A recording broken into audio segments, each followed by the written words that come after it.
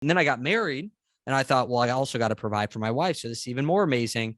But the biggest thing that motivated me more than anything was that at about 17 years old, I had a friend of mine that I had written music with for 3 years in school commit suicide.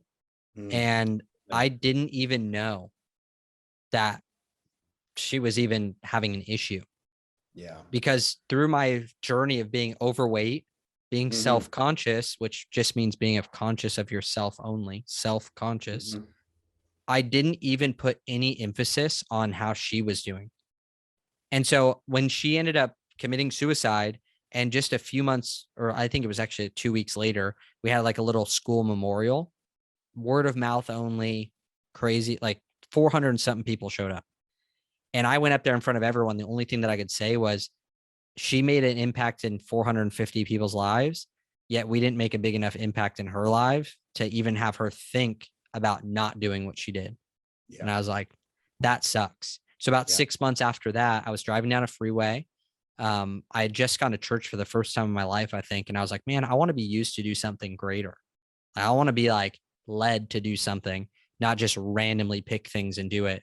And I felt like a weird leading to get off the freeway, like 8 miles before my house. I think it was Sunday night. So almost about Monday morning now, about 1 a.m.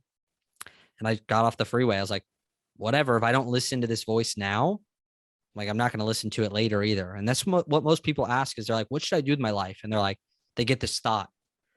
And then they're like, oh, no, I can't do that. Like, that doesn't make any logical sense. And it does, I don't care. And then they keep asking that one question. And I'm like, dude, you just didn't do the small thing. Like, if you can't be faithful in the small, you won't be given bigger things. So I got off the freeway. I felt like turn left. I turned left. I'm in an industrial part of town. And I see this guy that was walking down the street, and I felt like stop for him. Well, this dude was tatted from his feet to his neck, and he had no shoes on. I was like, all right, well, here we go. And I had just lost weight. So I was like 115 pounds at this point. Like, I was emaciated. I didn't know how to work out. I just like starved myself and lost 60 pounds. So I pull over, this guy bum rushes my truck, like full out sprint. And I yell something to him, like first thing that comes to my mind. And he stops and he's like, what are you doing here? And I'm like, I don't know. Do you need a ride home? And we're on the way back. And I told him, man, I was just praying, and I just felt like I wanted to be led to do something great. And then I randomly pick you up. I'm just trying to do something good.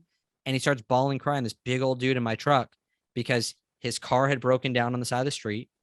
He was up there on the hill looking at his car, and he had nothing to kill himself with. But he's like, this is the last straw. There's no reason for me to live. So he's literally walking home to kill himself, when some little kid in a 1997 Nissan hardbody truck at 1 a.m.